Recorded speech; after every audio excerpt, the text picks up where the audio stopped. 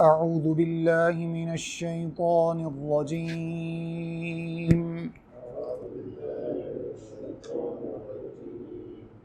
بسم الله الرحمن الرحيم.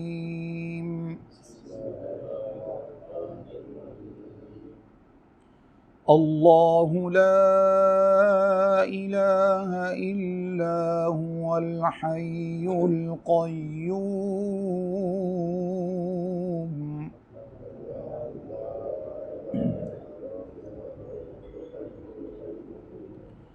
لا تأخذه سنة ولا نوم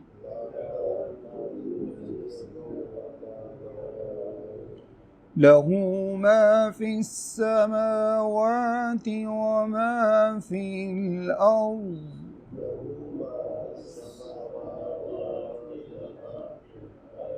من ذا الذي يشفع عنده إلا بإذنه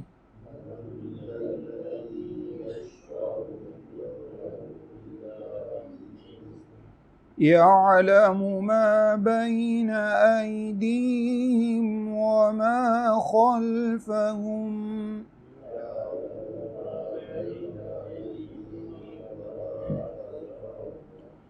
ولا يحيطون بشيء من علمه إلا بما شاء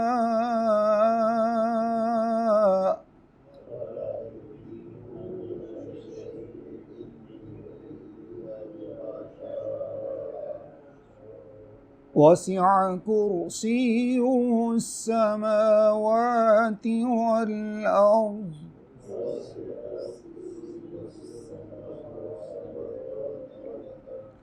ولا يؤوده حفظهما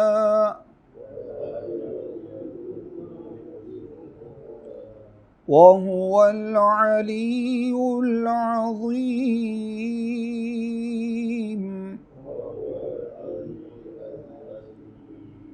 لا إكراه في الدين قد تبين الرشد من الغي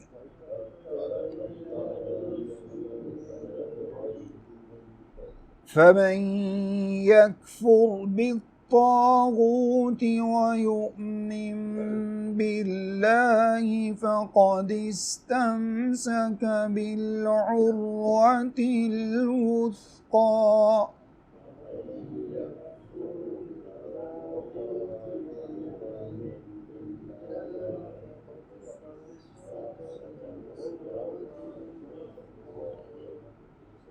لا انفصام لها والله سميع عليم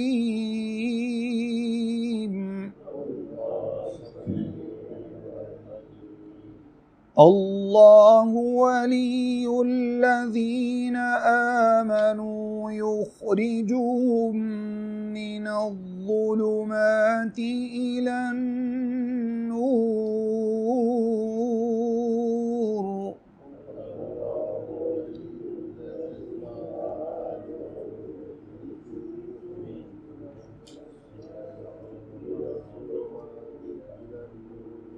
والذين كفروا أولياؤهم الطاغوت يخرجونهم من النور إلى الظلمات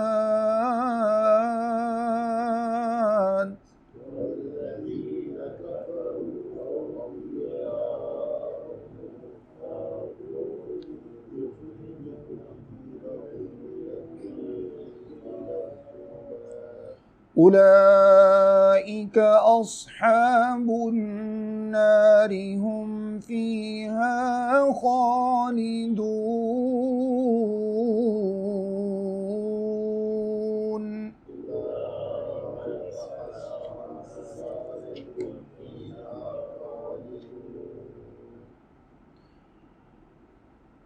अऊज़ु बिल्लाहि मिनश्शैतानिर्रजीम बिस्मिल्लाहिर्रहमानिर्रहीम मिन हमज़िहि व नफ़्ख़िहि व नफ़्सिहि बिस्मिल्लाहिर्रहमानिर्रहीम अल्हम्दुलिल्लाहि रब्बिल आलमीन वस्सलातु वस्सलामु अला सय्यिदिल मुरसलीन व अला आलिहि व सहबिहि अजमईन अम्मा बाद। सूरतुल बक़रा आयत नंबर 255, तीसरा पारा। आयतुल कुर्सी के बारे में आज हम इंशाअल्लाह सबसे पहले बात करेंगे। तर्जुमा समाअत कीजिए। अल्लाह रब्बुल इज़्ज़त इरशाद फरमाते हैं, अल्लाहु ला इलाहा इल्ला हुवल हय्युल क़य्यूम। अल्लाह रब्बुल इज़्ज़त वो ज़ात है कि जिसके सिवा कोई माबूद नहीं मगर वो अकेला ही माबूद है।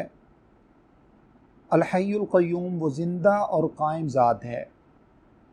ला तअख़ुज़ुहु सीनतुन वला नौम, नहीं उसको पकड़ती ना ऊँग, सीनतुन ना ऊँग, वला नौम और ना नींद। लहू मा फ़िस समावाति व मा फ़िल अर्ज़, उसी के लिए है जो कुछ आसमानों में है, व मा फ़िल अर्ज़ और जो कुछ भी ज़मीन में है। मन ज़ल्लज़ी यशफ़अु, कौन है जो सिफारिश कर सके, इंदहु उसके पास, इल्ला बिइज़्नि मगर उसकी इजाज़त के साथ। यअलमु मा बैना अयदीहिम, वो जानता है जो कुछ भी उनके सामने है, व मा खल्फ़हुम और जो कुछ उनके पीछे है। वला युहीतून बिशैइन मिन इल्मिही, और वो एक ज़र्रे के बराबर भी उसके इल्म में से किसी चीज़ का इहाता नहीं कर सकते, उसके इल्म में से कुछ भी हासिल नहीं कर सकते। इल्ला बिमा शाअ, मगर जितना वो चाहे। वसिअ कुर्सियुहु समावाति वल अर्ज़, और उसकी कुर्सी आसमान व ज़मीन के ऊपर वसी है, आसमान व ज़मीन पर इहाता किए हुए है। वला यऊदुहु हिफ्ज़ुहुमा, और उसको इन दोनों की हिफाजत ज़र्रे के बराबर भी नहीं थकाती, ना मशक्क़त में डालती है। वहुवल अलियुल अज़ीम, और वो बहुत ही बुलंद है और बहुत बड़ी ज़ात है। ये कुरान मजीद की सबसे अज़ीम आयत है, जैसा कि इसके आखिर में अज़ीम का लफ्ज़ भी मौजूद है। ये अल्लाह ताला की सिफ़त है। अज़मत के एतबार से ये कुरान पाक की सबसे अज़ीम आयत है। बड़ी होने के एतबार से इसी सूरत में हम आगे जाकर तीसरे पारे में ही पढ़ेंगे। आखिरी से सूरतुल बक़रा का आखिरी से जो पहला रुकू है उसके अंदर बहुत लंबी आयत है, जो तकरीबन 15 से 16 लाइन के करीब आयत है। वो अल्फाज के एतबार से कुरान पाक की सबसे बड़ी आयत वो है जिसको आयत दैन कहा जाता है। उसमें कर्ज़ा के लेन देन के मसाइल अल्लाह रब्बुल इज़्ज़त ने बयान फरमाए हैं, यानी एक पूरा माशी सिस्टम है जो अल्लाह ताला ने वहाँ पर बयान फरमाया। वो हम आगे जाकर तफसील पढ़ेंगे। ये जो आयत सबसे बड़ी है ये जामइयत के एतबार से है। इस आयत का बुनियादी जो एक मरकज़ी ख्याल जिसको हम कहते हैं वो इस आयत का तौहीद है। ये आयत तौहीद के इर्द गिर्द घूमती है। इसकी मिसाल यूँ समझ लीजिए, जैसे सूरतुल इखलास जो है वो एक छोटी सी सूरत है, लेकिन रसूलुल्लाह सल्लल्लाहु अलैहि वसल्लम ने उसको कुरान पाक का सुलस करार दिया, यानी कुरान का 1/3 करार दिया। अगर कोई शख्स 3 मरतबा वो सूरत पढ़ लेता है तो गोया कि उसको कुरान जितना सवाब मिलता है। इसका ये माना नहीं है कि वो कुरान पढ़ने वाले शख्स जितना सवाब हासिल कर लेता, इतना तो वो हासिल नहीं करता। ज़ाहिर है जिसने कुरान मजीद को एक एक हर्फ और लफ्ज़ के साथ पढ़ा और उसके साथ उसने जो उसमें मेहनत और मशक्क़त की उसको उसका सवाब मिलता है। लेकिन कुरान मजीद का एक मजमूई तौर पर रसूलुल्लाह सल्लल्लाहु अलैहि वसल्लम ने उस सूरत की जामियत के एतबार से ये बात इरशाद फरमाई कि जो एक मरतबा सूरह इखलास को पढ़ लेता है गोया कि कुरान पाक का 1/3 उस शख्स ने पढ़ लिया, इतना ज़्यादा उसको सवाब मिलता है। उसी एतबार से जैसे उस आयत की अज़मत के पेश नज़र इत्तेफाक से उस सूरत का भी मरकज़ी ख्याल तौहीद ही है। कुल हुवल्लाहु अहद, कह दीजिए कि अल्लाह रब्बुल इज़्ज़त एक है। तो इस आयत करीमा के अंदर भी अल्लाह रब्बुल इज़्ज़त ने बुनियादी तौर पर तौहीद को ही बयान किया। इस आयत के बारे में उबई बिन काब रज़ियल्लाहु ताला अन्हु फरमाते हैं कि मुझे रसूलुल्लाह सल्लल्लाहु अलैहि वसल्लम ने इरशाद फरमाया कि ए अबू मुंज़र, क्या तुम जानते हो कुरान मजीद की सबसे अज़मत वाली आयत कौन सी है? फरमाते हैं मैं खामोश रहा। मैंने कहा अल्लाह व रसूलु आलम, अल्लाह और उसका रसूल सल्लल्लाहु अलैहि वसल्लम ही बेहतर जानते हैं। रसूलुल्लाह सल्लल्लाहु अलैहि वसल्लम ने दोबारा फिर ये बात इरशाद फरमाई, ए अबू मुंज़र, क्या तुम जानते हो कुरान मजीद की सबसे अज़ीम आयत कौन सी है? फरमाते हैं मैंने कहा अल्लाह के रसूल सल्लल्लाहु अलैहि वसल्लम, अल्लाहु ला इलाहा इल्ला हुवल हय्युल क़य्यूम, यानी ये आयत करीमा जिसको आयतुल कुर्सी कहा जाता है। रसूलुल्लाह सल्लल्लाहु अलैहि वसल्लम ने उबई बिन काब रज़ियल्लाहु अन्हु फरमाते हैं कि मेरे सीना पर हाथ मारा और इरशाद फरमाया कि अबू मुंज़र, अल्लाह तुझे इस इल्म को मुबारक करे। यानी जिस इल्म के साथ तूने ये जवाब दिया है, अल्लाह रब्बुल इज़्ज़त तेरे इस इल्म में बरकत अता फरमाए, यही वो आयत है जिसके बारे में तुमसे पूछना चाहता था। इसी तरह से अबू हुरैरा रज़ियल्लाहु ताला अन्हु फरमाते हैं, बड़ी तफसीली रिवायत है, सही बुखारी वगैरह के अंदर मौजूद है, फरमाते हैं कि मैं ज़कातुल फ़ितर का जो माल था, यानी बैतुल माल के ऊपर जो है वो इनको मुकर्रर किया गया था अल्लाह के नबी सल्लल्लाहु अलैहि वसल्लम के हाथ मुबारक में।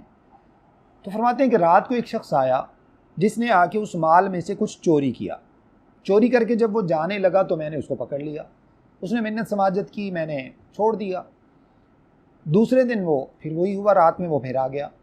उसने फिर उसी तरह से कुछ उसमें चुराने की कोशिश की, मैंने उसको फिर पकड़ लिया। फिर उसने मिन्नत समाजत की, मैंने छोड़ दिया। तीसरी रात वो फिर आ गया। जब तीसरी रात आया तो फरमाते हैं मैंने उसको फिर पकड़ लिया और अब मैंने उसको कहा कि अब तो मैं तुझे रसूलुल्लाह सल्लल्लाहु अलैहि वसल्लम के सामने पेश करके ही रहूँगा। तो उस वक्त उसने कहा कि अगर तुम मुझे छोड़ दो तो उसके बदले में मैं तुम्हें एक बड़ी अजीम बात बताता हूँ। अबू हुरैरा रज़ियल्लाहु अन्हु ने फरमाया कि हाँ ठीक है बताओ। वो कहने लगा कि अगर तुम रात को ये आयतुल कुर्सी पढ़ लिया करो, आयतुल कुर्सी पढ़ लिया करो, तो अल्लाह ताला की तरफ से एक निगहबान तुम्हारे लिए मुकर्रर कर दिया जाएगा जो सारी रात तुम्हारी हिफाजत करेगा। अबू हुरैरा रज़ियल्लाहु अन्हु फरमाते हैं मैंने उससे ये बात सुनी और मैंने उसको छोड़ दिया। जब सुबह हुई तो रसूलुल्लाह सल्लल्लाहु अलैहि वसल्लम अबू हुरैरा रज़ियल्लाहु अन्हु को फरमाने लगी, अबू हुरैरा तुम्हारे कैदी का क्या हुआ? अबू हुरैरा रज़ियल्लाहु अन्हु फरमाते हैं मैंने सारा वाक़या सुनाया कि अल्लाह के रसूल सल्लल्लाहु अलैहि वसल्लम ये कुछ हुआ, और फिर उसने मुझे ये आयत बताई और कहा कि अगर ये रात को पढ़ लिया करो तो अल्लाह की तरफ से एक निगहबान सारी रात तुम्हारी हिफाजत करेगा। अल्लाह के नबी सल्लल्लाहु अलैहि वसल्लम फरमाते हैं कि उसने सच कहा अगरचे वो सबसे बड़ा झूठा है, और फरमाया कि वो शैतान था। वो शैतान था अगरचे वो सबसे बड़ा झूठा है, लेकिन उसने ये बात सच्ची कही।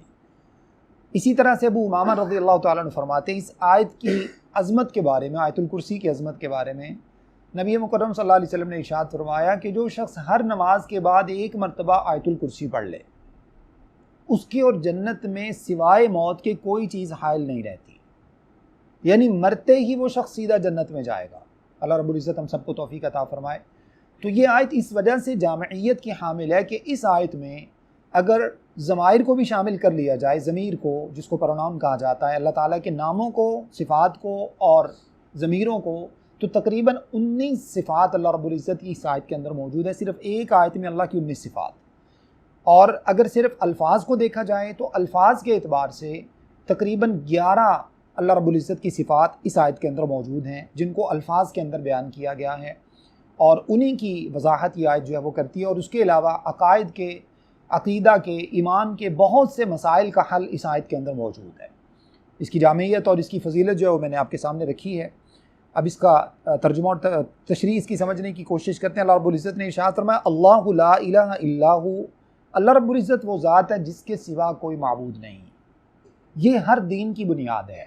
इस्लाम की भी बुनियाद इसी बात के ऊपर है कि अल्लाह के सिवा कोई माबूद नहीं है, वो अकेला है, उसी की इबादत की जाए, उसी से मांगा जाए, और उसको ना उसकी सिफ़ात में किसी को शरीक किया जाए, ना उसके नामों में किसी को शरीक किया जाए, ना उसके जो मतलब जो हम उससे मांगते हैं जैसे उसकी इबादत हैं, ना उन इबादत के अंदर किसी को शरीक किया जाए। इबादत भी उसी की, तारीफ़ भी उसी की, और इसी तरह से जो है वो उसी के नामों के साथ अल्लाह रब्बुल इज़्ज़त से मांगा जाए, उसी की सिफ़ात का तज़किरा करके उससे मांगा जाए, और उसी अल्लाह रब्बुल इज़्ज़त की इबादत की जाए। और वो अल्लाह रब्बुल इज़्ज़त जो है वो ज़िंदा और कायम ज़ात है। इस ज़िंदा का माना अल हय्यु का माना यानी हमेशा से ज़िंदा है और हमेशा ज़िंदा रहेगा। यानी ऐसी अल्लाह रब्बुल इज़्ज़त की ज़िंदगी का जो मामला यहाँ पर अल्लाह ने बयान फरमाया ज़िंदा होने का, इसका माना ये है कि जिसको मौत आना मुमकिन ही नहीं है, यानी ऐसी ज़िंदा और कायम ज़ात है। क्योंकि मौत आ जाना इंसान के लिए ऐब की बात है। जो भी दुनिया के अंदर जो चीज़ अल्लाह रब्बुल इज़्ज़त ने पैदा फरमाई उसको सबको फ़ना होना है। कुल्लु मन अलैहा फ़ान, और कुल्लु नफ्सिन ज़ाइक़तुल मौत, जिसको अल्लाह रब्बुल इज़्ज़त ने रूह अता फरमाई है उसको मौत का जायका चखना है। अल्लाह रब्बुल इज़्ज़त इन बातों से पाक है, फ़ना होने से भी पाक है, और अल्लाह रब्बुल इज़्ज़त जो है वो मौत से भी पाक है। तो अल हय्यु का माना ये है कि वो ज़िंदा है हमेशा से, न था कुछ तो खुदा था, ना होगा कुछ तो खुदा होगा। डबोया मुझको मेरे होने ने, ना होगा मैं, ना होता मैं तो क्या होता। तो खैर इरशाद फरमाया कि अल हय्य वो अल्लाह रब्बुल इज़्ज़त ज़िंदा है, अल क़य्यूम, और इसी तरह से हमेशा से वो कायम है। यानी उसको कोई भी चीज़ ज़वाल पजीर नहीं कर सकती, उसको कोई चीज़ नुकसान नहीं पहुँचा सकती, वो हमेशा से कायम है। ला तअख़ुज़ुहु सीनतुन वला नौम, अल्लाह रब्बुल इज़्ज़त को ना तो ऊँग आती है और ना नींद आती है, ना उसको ऊँग की ज़रूरत है ना उसको नींद की ज़रूरत है। अगर एक शख्स को नींद नहीं आती तो ऊँग तो यकीनन उसको भी आती ही है। ये भी नकाइस हैं, ये नक़स है जो इंसान के अंदर पाया जाता है, हर ज़ीरू के अंदर पाया जाता है, उसको सोने की ज़रूरत है।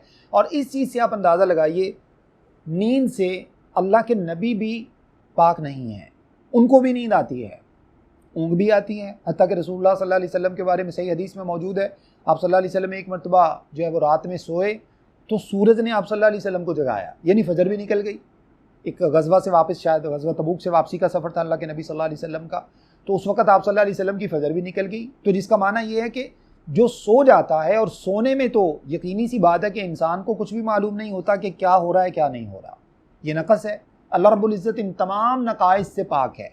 अब यहाँ से अंदाज़ा लगाइए कि वो तमाम हस्तियाँ, जब अम्बिया भी इस चीज़ से पाक नहीं हैं, सिर्फ कौन सी ज़ात पाक है? अल्लाह रब्बुल इज़्ज़त की। तो वो तमाम हस्तियाँ, वो चाहे अम्बिया हों या वो अल्लाह रब्बुल इज़्ज़त के दीगर नेक बंदे हों, वो सहाबा हों या वो ताबईन हों या वो तबा ताबीन हों या दीगर अल्लाह रब्बुल इज़्ज़त के नेक बंदे उलमा में से या औलिया में से, सुलहा में से, तमाम के तमाम की नींद उनकी बुनियादी ज़रूरत है। जब नींद उनकी बुनियादी ज़रूरत है तो यकीनन वो फिर अल्लाह रब्बुल इज़्ज़त की सिफ़त उलूहियत में अल्लाह के साथ शरीक नहीं हो सकते, क्योंकि अल्लाह तो वो है ला ताख़ुज़ु सिनतुन वला नौम, जिसको ना नींद आती है ना ऊँघ आती है और ना उसको ज़रूरत है। और अगर हमने इस बात को बुनियादी तौर पर समझना हो तो यूँ समझिए जैसे अगर एक शख्स के हाथ में शीशे के 2 गिलास दे दिए जाएँ और उसको कहा जाए कि तुम्हें 2 रातें यहीं पर खड़े रहना है, यानी दिन भी और रात भी सोना नहीं है तुम्हें, कितना टाइम निकालेगा? ये तो मैंने बहुत ज़्यादा बता दिया ना, 2 रातें और 2 दिन, चंद घंटे भी नहीं निकाल सकेगा और यकीनन वो ऊँघना शुरू कर देगा, जबकि आपने उसको एक जगह पे खड़ा कर दिया हो। एक तो इंसान की जो फिज़िकल यहाँ पर एक्सरसाइज हो रही है वो तो अपनी जगह पर, जो आसाबी एक चीज़ उसके ऊपर सवार है कि मुझे खड़े रहना और गिलास मेरे हाथ से ना गिरे, चंद मिनट के बाद इंसान का हाथ कांपना शुरू कर देता है, चाहे वो कितना भी ताकतवर क्यों ना हो। अब अल्लाह रब्बुल इज़्ज़त ने इतने अरसे से, जब से अल्लाह रब्बुल इज़्ज़त ने आसमान और ज़मीन को पैदा किया, और क़यामत तक ये आसमान और ज़मीन इसी तरह से रहेंगे जब तक अल्लाह रब्बुल इज़्ज़त चाहेंगे। आज तक इस आसमान और ज़मीन को एक ज़र्रे के बराबर भी कोई इसके अंदर भूचाल नहीं आया। जहाँ कहीं पर अल्लाह रब्बुल इज़्ज़त ने जुज़वी तौर पर अपनी ज़लज़ला की सूरत में निशानियाँ दिखाई तो अल्लाह रब्बुल इज़्ज़त इस चीज़ पर क़ादिर है। ये उसने इसलिए दिखाया ताकि हमें ये समझ आ जाए कि जब अल्लाह चाहेंगे आसमान और ज़मीन को भी लपेट देंगे। लेकिन इस आसमान और ज़मीन के अंदर कोई फ़र्क नहीं आया, सूरज के निकलने में फ़र्क नहीं आया, चाँद के तुलू और गुरूब होने में कोई फ़र्क नहीं आया, रात के आने जाने में कोई फ़र्क नहीं आया, दिन के तुलू होने में गुरूब होने में कोई फ़र्क नहीं आया। ये सब अल्लाह रब्बुल इज़्ज़त यकीनन जो ज़िंदा और कायम ज़ात है, ये सब उसी को लायक है। तो ये कैसे मुमकिन है जब अल्लाह रब्बुल इज़्ज़त को नींद और ऊँघ ना आए? यकीनन जो मालिक हो उसकी सिफ़ात यही होनी चाहिए जो उसके शान के लायक हैं। ये किसी इंसान के बस की बात नहीं है, और ये नक़स है जिससे जो भी चीज़ पैदा की गई है वो इन नकाइस से पाक नहीं है, और उनके लिए मुमकिन नहीं है कि वो अल्लाह रब्बुल इज़्ज़त की इन सिफ़ात के अंदर शरीक हो सकें। एक वाक़या आम तौर पे बड़ा ज़रा मज़ाहिया अंदाज़ का, छोटा सा मारूफ़ है कि एक साहिब किसी पीर साहब की टांगें दबा रहे थे और साथ साथ अपना मसला बता रहे थे। तो टांगें दबाते दबाते पीर साहब को नींद आ गई। जब नींद आई तो थोड़ी देर के बाद जैसे ही वो उठे तो कहने लगे, हाँ अच्छा यार, तो वो तुम बता रहे थे, तो फिर उसके बाद क्या हुआ? कहने लगा, पीर साहब आपको बात समझ नहीं आई जो मैंने सारी बताई, आपने सुनी नहीं? कहते यार मेरी आँख लग गई थी। तो कहने लगा, पीर जी आपकी अब आँख आपकी नहीं खुली, अब आँख मेरी खुल गई है। जब आप सोए हुए नहीं सुन सकते ज़िंदा रहकर, तो मरने के बाद जब आप कब्र में होंगे तो वहाँ कैसे सुनेंगे? ये बुनियादी नुक्ता है जो इंसान को समझ जाना चाहिए। और बतौर ख़ास एक तो उन लोगों को जो जाके कब्र परस्ती करते हैं, एक सोने वाला शख्स, मिसाल के तौर पर जैसे अभी पिछले दिनों एक वाक़या हुआ हमारे कराची में जहाँ पे धमाका हुआ और उसी में पता चला कि एक साहिब सो रहे थे और बेचारों को पता ही नहीं चला, वहीं पर उनकी डेथ हुई और वो नीचे गिर गए। सोने वाले शख्स के पास कुछ भी हो जाए उसको नहीं पता होता, यानी अल्लाह न करे अगर उसको कोई मूजी चीज़ काट के चली जाए और उसी हालत में उसकी डेथ हो जाए तो उसको नहीं पता होता कि मेरे साथ क्या हुआ। जब एक सोया हुआ शख्स इतनी जो है ना वो अपने बारे में सूझबूझ नहीं रखता, तो जो मर जाने वाला है वो कैसे जान सकता है कि बाहर कब्र के बाहर बैठे हुए लोग क्या कह रहे हैं? फिर मरने के बाद जब उसकी हड्डियां भी मट्टी के अंदर मट्टी हो जाती हैं, जब उसकी खाल ख़त्म हो जाती है, उसका जिस्म ख़त्म हो जाता है, तो कैसे मुमकिन है कि वो बाहर वाले लोगों की फ़रियाद सुन सके और उनको जवाब दे सके? अल्लाह रब्बुल इज़्ज़त ने इसी वजह से तो कुरान पाक में ये बात इरशाद फरमाई, इन्नका ला तुस्मिउल मौता, आप मुर्दों को सुना ही नहीं सकते, मुमकिन ही नहीं है। अच्छा, इनके अंदर अब ये जो अल्लाह रब्बुल इज़्ज़त ने फरमाया इन्नका ला तुस्मिउल मौता, आप मुर्दों को नहीं सुना सकते। यहाँ पर अल्लाह रब्बुल इज़्ज़त ने मुर्दों के बारे में किसी को मुस्तस्ना नहीं कहा कि इसको तो सुना सकते हैं उसको नहीं सुना सकते, यानी अंबिया को सुना सकते हैं बाकी लोगों को नहीं सुना सकते। जो दुनिया से चला गया, जो फौत हो गया, जैसे अल्लाह रब्बुल इज़्ज़त ने नबी सल्लल्लाहु अलैहि वसल्लम के बारे में फरमाया, कुरान पाक के अल्फाज हैं 23वें पारे में आखिरी जो आयत है, इन्नका मय्यितुन व इन्नहुम मय्यितून, आखिरी से पहली आयत है, आप भी मय्यित हैं। हमारे यहाँ तो मय्यित का लफ्ज़ इस्तेमाल होता है, अगर कोई फौत हो जाए हम उसको मय्यित ही कहते हैं, और मय्यित का लफ्ज़ सिवाय मुर्दा के किसी और के ऊपर इस्तेमाल नहीं होता, जिंदा पर इस्तेमाल नहीं होता। अल्लाह रब्बुल इज़्ज़त ने फरमाया इन्नका मय्यितून, ए नबी सल्लल्लाहु अलैहि वसल्लम आप भी मय्यित हैं, व इन्नहुम मय्यितून, और ये सब के सब मय्यितें बनने वाले हैं, यानी जो जिंदा है उसको मरना है। तो मय्यित का माना अब यहाँ से खुद बता दीजिए। इसका माना ये है कि नबी सल्लल्लाहु अलैहि वसल्लम दुनिया के अंदर मौजूद नहीं है, और नबी सल्लल्लाहु अलैहि वसल्लम दुनिया से तशरीफ़ ले जा चुके हैं। नबी सल्लल्लाहु अलैहि वसल्लम को उसी तरह से जैसे किसी भी रूह को मौत वाक़ई होती, नबी सल्लल्लाहु अलैहि वसल्लम के साथ भी यही सिलसिला हुआ है। और अगर नबी सल्लल्लाहु अलैहि वसल्लम के साथ ये ना हुआ हो तो फिर कब्र किस बात की, फिर कब्र क्यों बनाई है? कब्र जिंदा की तो नहीं बनती। आज तक आपने किसी जिंदा की कब्र देखी है? जिंदा की कब्र नहीं होती, कब्र हमेशा मय्यत की ही बनती है। और नबी सल्लल्लाहु अलैहि वसल्लम अगर जिंदा ही होते तो फिर तो आज सारी दुनिया सहाबी होती ना, जितने भी लोग हैं सब सहाबा बन जाते, जितने भी ईमान वाले हैं। अल्लाह रब्बुल इज़्ज़त में हिदायत नसीब फरमाए। तो ये बुनियादी बातें एक तो इंसान के अक़ीदा को ख़राब कर देती हैं, दूसरे नंबर पे इंसान को जो है वो ऐसी चीज़ों के अंदर उलझा के असल जो तौहीद है, असल जो सुन्नत है, उससे इंसान को असल दीन से हटा देती हैं।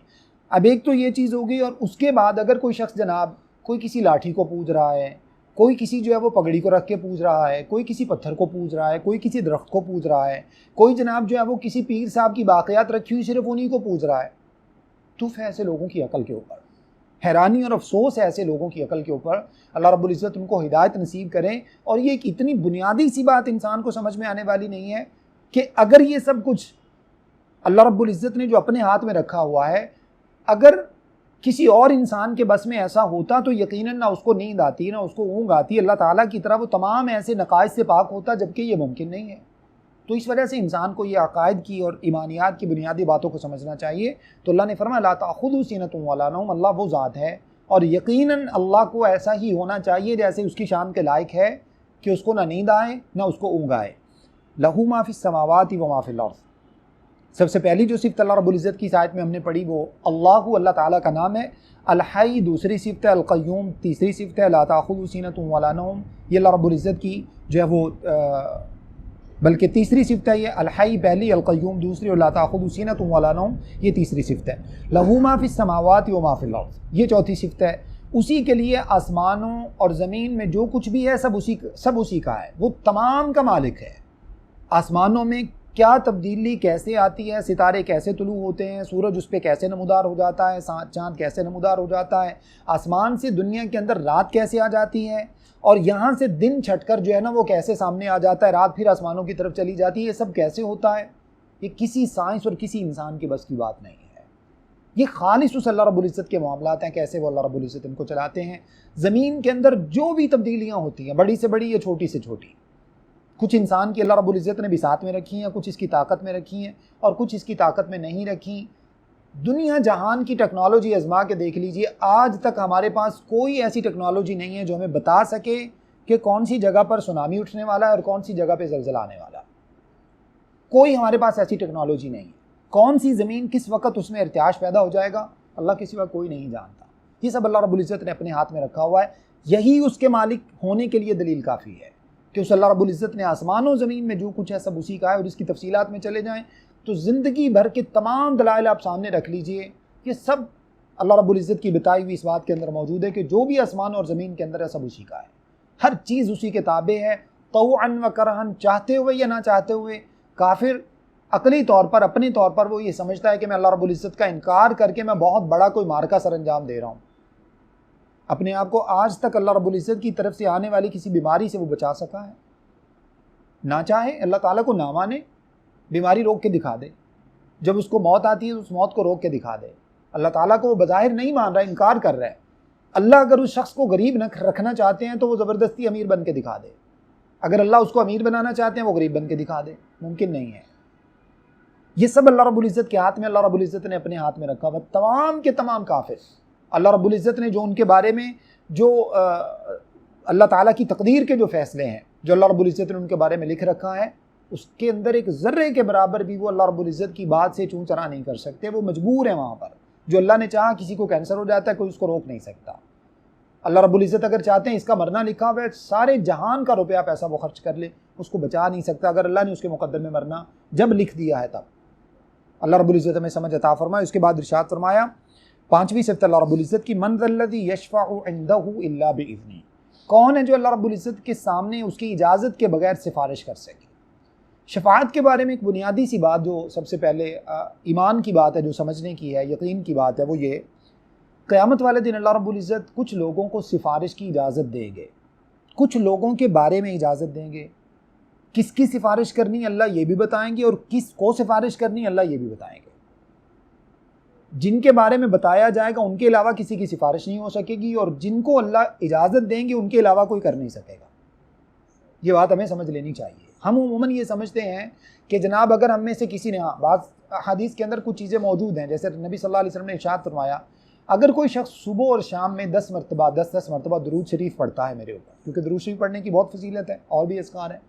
दरूद शरीफ के बारे में बतौर ख़ास फरमाया, जो सुबह भी 10 मरतबा पढ़ता है, शाम भी 10 मरतबा पढ़ता है, फरमाया कि वो कल क़यामत वाले दिन मेरी सिफारिश का मुस्तहक़ होगा। कुरान मजीद के बारे में सही हदीस में मौजूद है, नबी सल्लल्लाहु अलैहि वसल्लम ने इरशाद फरमाया, अस्सियामु वल क़ुरआनु यशफ़अआनी मुशफ़्फ़अआनी। रोज़ा और कुरान मजीद ये ऐसे सिफारिशी हैं जिनकी सिफारिश कल क़यामत वाले दिन कबूल की जाएगी। गोया कि कुरान भी सिफारिशी होगा, रमज़ान भी सिफारिशी होगा, और सिफारिश भी इनकी अल्लाह के यहाँ काबिल कबूल है। जिसका माना ये है कि इंसान ज़्यादा से ज़्यादा रोज़ा रखे और इसी तरह से कुरान मजीद की तिलावत कसरत के साथ करे, तो ये चीज़ इंसान के लिए सिफारिश बन जाएगी। इसके अलावा भी कुछ सिफारिशों के बारे में बाज़ आमाल और बाज़ अल्लाह रब्बुल इज़्ज़त जैसे अपने अंबिया को इजाज़त देंगे, लेकिन किसकी सिफारिश? जिसकी अल्लाह रब्बुल इज़्ज़त हुक्म देंगे सिर्फ़ उसकी। सिफारिश करने वाला भी अपनी मर्ज़ी से किसी की सिफारिश नहीं कर सकेगा, चाहे अल्लाह का कोई नबी ही क्यों ना हो, क्योंकि मर्ज़ी वहाँ पर अल्लाह की चलती है, अल्लाह की चलेगी। अल्लाह ने यही तो फरमाया, यही बुनियादी नुक्ता है यहाँ समझने का। मन ज़ल्लज़ी यशफ़अउ इंदहु, कौन है जो उसके सामने पर मार सके सिफारिश करने के लिए, इल्ला बिइज़्निही, सिवाय उसकी इजाज़त के। जब उसकी इजाज़त के बगैर मुमकिन ही नहीं है, तो फिर हमें सिफारिश की उम्मीद पर आमाल नहीं छोड़ देने चाहिए। हम समझ लें कि जनाब हम उम्मती हो गए, अब हमें सिफारिश मिल जाएगी, लिहाजा अब कुछ करने की ज़रूरत नहीं है। ये नुक्ता हमें बुनियादी तौर पे अपने ज़हन से निकाल के आमाल की तरफ आना चाहिए, आमाल करने चाहिए। आमाल करने के बाद फिर हम नबी सल्लल्लाहु अलैहि वसल्लम से, कुरान मजीद से, रोज़ा से, जो अल्लाह रब्बुल इज़्ज़त की राह में माल खर्च किया है उससे, या इसी तरह से अगर किसी यतीम के सर पे हाथ रखा उससे, फिर हम इनसे सिफारिश की तवक्को कर सकते हैं कि कल क़यामत वाले दिन ये कह दें, अल्लाह रब्बुल इज़्ज़त इसने मेरे साथ ये अच्छा सलूक किया था, मैं सिफारिश करता हूँ कि मेरी जो है वो इस शख्स की बख्शिश कर दी जाए। ये भी तब जब अल्लाह रब्बुल इज़्ज़त नबी अलैहिस्सलाम को भी फरमाएंगे इसकी सिफारिश कर दें। ये यूँ समझ लीजिए, जिनका जन्नत में जाना अल्लाह ने लिख दिया होगा, अल्लाह उनके बारे में किसी को प्रोटोकॉल अता फरमाएंगे। कुरान को, रमज़ान को, अपने किसी नबी को, किसी नेक बंदे को, हाफिज़ कुरान को, आलिम दीन को, माल खर्च करने वाले को, मुजाहिद को, किसी नेक आदमी को, जिसको अल्लाह रब्बुल इज़्ज़त चाहेंगे, अल्लाह ने जिसके बारे में लिख दिया कि इसको जन्नत में जाना है, अल्लाह उसकी सिफारिश की इजाज़त देंगे, कुछ लोगों के प्रोटोकॉल के लिए, कुछ लोगों की रिस्पेक्ट के लिए। अल्लाह रब्बुल इज़्ज़त हमें भी नबी सल्लल्लाहु अलैहि वसल्लम, कुरान मजीद और इसी तरह रोज़े की शफ़ाअत का अल्लाह रब्बुल इज़्ज़त हमें मुस्तहक़ बनाए। यअलमु मा बैना अयदीहिम व मा खल्फ़हुम, ये अल्लाह रब्बुल इज़्ज़त की छठी सिफ़त है। इरशाद फरमाएं कि वो जानता है जो भी इन लोगों के सामने और जो भी इनके पीछे है, तमाम हाजिर चीज़ों को भी वो अल्लाह रब्बुल इज़्ज़त जानता है और तमाम गैब चीज़ों को भी अल्लाह रब्बुल इज़्ज़त जानता है। जो सामने नहीं है, सामने कौन सी चीज़ें नहीं है जो इंसान के पीछे हैं, यानी छुपी हुई हैं। क़यामत इंसान के सामने नहीं है, कब आएगी, कैसे आएगी, उसके मामलात क्या होंगे, सब अल्लाह रब्बुल इज़्ज़त जानते हैं। इसी तरह से कब्रों के मामलात हमारे सामने नहीं है, अल्लाह रब्बुल इज़्ज़त इन सबको जानते हैं। कब्र में किस शख्स के साथ क्या मामलात होंगे, सब अल्लाह रब्बुल इज़्ज़त जानते हैं। बरज़ख के मामलात अल्लाह रब्बुल इज़्ज़त जानते हैं। ज़मीन की तहों में क्या है, अल्लाह रब्बुल इज़्ज़त जानते हैं। आसमानों के अंदर क्या छुपा हुआ है, अल्लाह रब्बुल इज़्ज़त जानते हैं। जन्नत और जहन्नम में क्या है, किस तरह से होगा, ये सारे मामला जो बता दिए गए उनके अलावा वो तमाम के तमाम अल्लाह रब्बुल इज़्ज़त जानते हैं, और जो हाजिर है वो तो यकीनन अल्लाह जानते ही हैं। इसके बाद इरशाद फरमाया 7वीं सिफ़त, वला इल्ला बिमा शाअ, अल्लाह के इल्म में से एक ज़र्रे के बराबर भी किसी चीज़ का कोई शख्स इहाता नहीं कर सकता मगर जितना वो अल्लाह रब्बुल इज़्ज़त किसी को देना चाहे। जो इल्म अल्लाह रब्बुल इज़्ज़त ने इंसान को देना चाहा वो अल्लाह रब्बुल इज़्ज़त ने अपने नबी सल्लल्लाहु अलैहि वसल्लम को बता दिया। नबी सल्लल्लाहु अलैहि वसल्लम ने अहादीस के ज़रिए, या अल्लाह ने कुरान पाक नाज़िल फरमाया तो कुरान मजीद के ज़रिए वो इल्म अल्लाह रब्बुल इज़्ज़त ने हम तक पहुँचा दिया। और जो नहीं पहुँचाया, जिसकी ज़रूरत नहीं थी, वो हम सब के लिए गैब है। उस गैब में कोई शख्स जितनी भी कोशिश कर ले, उस गैब में से एक ज़र्रे के बराबर किसी बात के बारे में मालूमात नहीं हासिल कर सकता। और जो गैब है उसके ऊपर अल्लाह रब्बुल इज़्ज़त ने किसी को भी मुत्तले नहीं फरमाया। अगर अल्लाह ताला के इल्म गैब के अंदर कोई दूसरा शरीक हो जाए तो फिर वो गैब कैसे रहा? फिर वो गैब तो रहा ही नहीं ना। अल्लाह रब्बुल इज़्ज़त ने 5 चीज़ों का इल्म अपने पास रखा है। पहले भी कई मरतबा मैंने आपके सामने तज़किरा किया है। उसमें सूरह लुक़मान में अल्लाह रब्बुल इज़्ज़त ने ये बात इरशाद फरमाई, इन्नल्लाह इंदहु इल्मुस्साअ, क़यामत का इल्म अल्लाह के पास है। व यअलमु मा फ़िल अरहाम, इन्नल्लाह इंदहु इल्मुस्साअ व यअलमु मा फ़िल अरहाम व मा तदरी नफ्सुम माज़ा तक्सिबु गदा व मा तदरी नफ्सुम बिअय्यि अर्दिन तमूत। और उसी से पहले यअलमुल गैब के अल्फाज हैं। अफ़न आयत का ज़रा अल्फाज आगे पीछे हो गए मुझसे। अल्लाह रब्बुल इज़्ज़त के पास इल्म गैब है। उसी अल्लाह ताला के पास क़यामत का इल्म कब आएगी, उसी अल्लाह रब्बुल इज़्ज़त वही जानता है कि माँ के पेट में क्या है, कौन सा शख्स कल क्या करेगा, ज़िंदा रहेगा या नहीं रहेगा, अल्लाह रब्बुल इज़्ज़त जानते हैं। और कौन सा शख्स कायनात में, ज़मीन में कौन सी जगह पर मरेगा, ये 5वीं बात है। इन 5 चीज़ों का इल्म अल्लाह रब्बुल इज़्ज़त ने किसी को नहीं दिया। यही वजह है कि इंसान प्लानिंग कर रहा होता है, शाम को उसका मामला ख़त्म हो जाता है, बल्कि चंद लम्हों के बाद इंसान का मामला तमाम हो जाता है। आज इंसान बहुत बड़ी प्लानिंग करके सोच के बैठा होता है कि कल मुझे बहुत बड़ा प्रोजेक्ट शुरू करना है, कल आती नहीं है। इस शख्स की कल नहीं आती, लोगों के लिए आती, इसके लिए नहीं आती। अल्लाह रब्बुल इज़्ज़त जानते हैं। गैब की तमाम बातें अल्लाह रब्बुल इज़्ज़त ने अपने पास रखी हैं। यही वजह है कि नबी सल्लल्लाहु अलैहि वसल्लम से जब जिब्रील अमीन अलैहिस्सलाम ने मारूफ हदीस जिब्रील में पूछा, अल्लाह के नबी सल्लल्लाहु अलैहि वसल्लम क़यामत के बारे में फरमाइए, आपने फरमाया जितना आपको इल्म है उतना ही मुझे इल्म है, इससे ज़्यादा मुझे नहीं बताया गया। फिर उन्होंने पूछा अल्लाह के रसूल फिर निशानियाँ बता दीजिए, तो निशानियाँ आप सल्लल्लाहु अलैहि वसल्लम ने बता दी। अनतरल हुफ़ात अल-उरात अल-आलत रियाशा यततावलून फिल बुनियान। तो ये अल्लाह रब्बुल इज़्ज़त ने जिन चीज़ों का इल्म अपने पास रखा है, उस इल्म में से कोई शख्स एक ज़र्रे के बराबर भी कुछ नहीं चुरा सकता, ना हासिल कर सकता है। जिसकी ज़रूरत अल्लाह रब्बुल इज़्ज़त ने हमारे लिए, अहले दुनिया के लिए, अपने अंबिया के लिए ज़रूरी नहीं समझा, अल्लाह रब्बुल इज़्ज़त ने नहीं दिया। अब यहाँ से कुछ लोग जो ये कहते हैं कि नबी सल्लल्लाहु अलैहि वसल्लम के पास कुछ ऐसे उलूम थे जो आपने अपने और औलिया के दरमियान रखे, कुछ वो थे जो तो लोगों को दे दिए, यानी जो इल्म ज़ाहिर था वो दे दिया, जो इल्म बातिन था वो आपके और उनके दरमियान था, और एक इल्म की वो किस्म है जो अल्लाह और आप सल्लल्लाहु अलैहि वसल्लम के बीच में था। ये कायनात का सबसे बड़ा झूठ है। ये नबी सल्लल्लाहु अलैहि वसल्लम पर इल्ज़ाम है। गोया कि नबी सल्लल्लाहु अलैहि वसल्लम बहुत सी बातें छुपा के ले गए, अल्लाह रब्बुल इज़्ज़त में मुआफ़ फरमाए। इतना बड़ा इल्ज़ाम है रसूलुल्लाह सल्लल्लाहु अलैहि वसल्लम पर, जबकि अल्लाह रब्बुल इज़्ज़त फरमाते हैं या अय्युहर रसूल बल्लिग़ मा उन्ज़िला इलैका मिन रब्बिक। सूरह माइदा में 6 बारे में फरमाया नबी सल्लल्लाहु अलैहि वसल्लम पहुँचा दीजिए जो आपको अल्लाह ताला की तरफ से पैगाम दिया गया है, और अगर आपने नहीं पहुँचाया तो आपने रिसालत का हक़ अदा नहीं किया। फिर हम में से अगर कोई शख्स कहे कि जनाब अल्लाह के नबी सल्लल्लाहु अलैहि वसल्लम कुछ उलूम अपने और जो है वो औलिया के दरमियान रखे हुए थे और बाकी लोगों को नहीं बताए, तो ये तो अल-इयाज़ु बिल्लाह मिन ज़ालिक, हम तो नबी सल्लल्लाहु अलैहि वसल्लम पर ख़यानत का इल्ज़ाम लगा रहे हैं। ऐसा मुमकिन नहीं है। जो बातें अल्लाह रब्बुल इज़्ज़त ने आप सल्लल्लाहु अलैहि वसल्लम को जिनकी खबर दे दी वो नबी सल्लल्लाहु अलैहि वसल्लम ने बता दी। उसके बाद इरशाद फरमाया अल्लाह रब्बुल इज़्ज़त ने वसिअ कुर्सियुहुस समावाति वल अर्ज़, शायद ये अल्लाह रब्बुल इज़्ज़त की 8वीं सिफ़त है, उसकी कुर्सी आसमान और ज़मीन के ऊपर वसी है। कुर्सी का मतलब फ़िज़िकल कुर्सी ही है। इस आयत का नाम भी आयतुल कुर्सी है, हदीस के अंदर मौजूद है। वही जो शैतान वाली हदीस मैंने अबू हुरैरा रज़ियल्लाहु अन्हु के हवाले से बताई, उसके अंदर आयतुल कुर्सी के अल्फाज मौजूद हैं। और इस आयत के अंदर भी जब कुर्सी का लफ्ज़ मौजूद है तो फिर कुर्सी की तावील और तशरीह करने की ज़रूरत नहीं है। कुछ लोग कहते हैं कि कुर्सी से मुराद सल्तनत है, अल्लाह ताला की बादशाहत है, ये कहने की ज़रूरत नहीं है। ये जो लोग अल्लाह ताला की कुर्सी को नहीं मानते, ये असल में अर्श के भी मुनकिर हैं। ये अल्लाह ताला की और भी बहुत सी सिफ़ात के मुनकिर हैं, और कहते ये हैं कि अगर कुर्सी कह दी तो कुर्सी तो हमारे पास भी है। फिर अल्लाह ताला की लोगों से मुशाबहत लाज़िम आएगी। ये कहाँ लिखा है कि अल्लाह की मुशाबहत लाज़िम आएगी? जैसे अल्लाह रब्बुल इज़्ज़त के हाथ का तज़किरा हम जाकर पढ़ेंगे सूरह माइदा में, अल्लाह रब्बुल इज़्ज़त का हाथ है। जैसे यहूदियों ने कहा वक़ालतिल यहूदु यदुल्लाहि मग़लूला, यहूद ने कहा अल्लाह का हाथ बंद है। अल्लाह ने फरमाया बल यदाहु मबसूततान, अल्लाह के तो दोनों हाथ खुले हुए। इसका माना यह कि अल्लाह के 2 हाथ हैं। कैसे हैं ये तो अल्लाह ने नहीं बताया। और हाथ से मुशाबहत कहाँ से लाज़िम आ जाती है? मिसाल के तौर पर इंसान की ज़ुबान है, शेर की भी ज़ुबान है, तो इसका माना यह कि इंसान दरिंदा हो गया। ये मुशाबहत नहीं होती। इंसान के पास इल्म है, अल्लाह ने इंसान को इल्म अता फरमाया। अल्लाह रब्बुल इज़्ज़त वहुव समीउल अलीम, सुनने वाला भी है, जानने वाला भी है। अल्लाह के पास भी इल्म है, तो क्या इससे मुशाबहत लाज़िम आ गई? नहीं, इससे मुशाबहत लाज़िम नहीं आती। जब हम ये कहें कि अल्लाह का इल्म हमारे जैसा है, ये मुशाबहत है और ये मुमकिन नहीं है। हमारे पास तो उसका अशरे अशीर क्या है कि ज़र्रा भी नहीं है जो अल्लाह रब्बुल इज़्ज़त ने इल्म हमें अता फरमाया, और जो अल्लाह के पास है वो तो लामहदूद इल्म है। अल्लाह रब्बुल इज़्ज़त की कुर्सी कैसी है? जैसी उसको शान को लायक है। सिंपल सी बात है, जब अल्लाह ने बता दिया कि उसकी कुर्सी है तो एक मोमिन का काम यह है कि इस बात के ऊपर यकीन कर ले कि अल्लाह की कुर्सी है कैसी है। जब अल्लाह ने नहीं बताया तो इस बहस में उलझने की ज़रूरत ही नहीं है। जब अल्लाह ने बता दिया सुम्मा इस्तवा अलल अर्श, फिर वो आसमान और ज़मीन को बनाने के बाद अर्श पर मुस्तवी हो गया, अर्श पर उसने करार पकड़ा, उसने बता दिया उसका अर्श है कैसा है, इस जमीले में पढ़ने की ज़रूरत ही नहीं, उसने बताया ही नहीं, तो हम क्यों जाएँ इस चक्कर में कि अल्लाह का अर्श कैसा है। और अगर हम ये समझ लेते हैं कि जनाब किसी बादशाह के जैसा है, ये तो हमारी नाक़िस सोच है, ये तो हमारी कम अकली है कि हम कहते हैं कि बादशाहों जैसा अर्श है अल्लाह रब्बुल इज़्ज़त का। अल्लाह अल मालिक है, बादशाह है, दुनिया के अंदर भी एक बादशाह बनता है, इससे मुशाबत लाज़िम नहीं आती। ये महदूद किस्म का बादशाह है, इसके पास चंद इख्तियारात हैं, थोड़े से इख्तियारात, तमरी ज़िंदगी पर कोई इख्तियार नहीं है इसके पास। अल्लाह रब्बुल इज़्ज़त लामहदूद जगह का मालिक है, पूरी कायनात का मालिक है, पूरी कायनात का बादशाह है।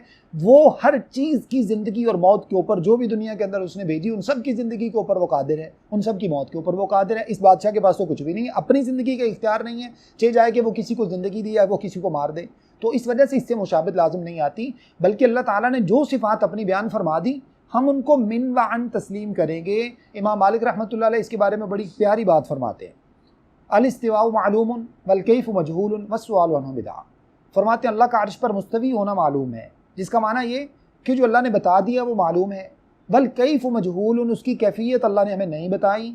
वस्सुआलु अन्हु बिदअ, उसके बारे में सवाल करना बिदअत है।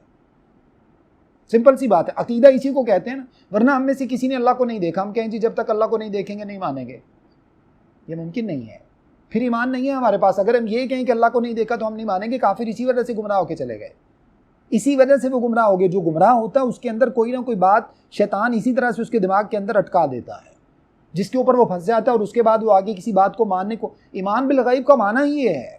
नबी सल्लल्लाहु अलैहि वसल्लम ने बताया, आकर लोगों को बताया मैंने मेराज पर गया हूँ, अल्लाह रब्बुल इज़्ज़त ने मुझे ये सफ़र करवाया। लोगों ने अबू बकर सिद्दीक़ रज़ियल्लाहु अन्हु को बहुत वरगलाने की कोशिश की। आपने फरमाया ये तो मुमकिन नहीं है, एक बंदा यहाँ से जाए यरूशलेम पहुँच जाए, बैतुल मक़दस जाए, वहाँ से जनाब वो आसमानों की सैर कर गए। लोगों ने कहा लो जी अबू बकर के बारे में बात बन गई।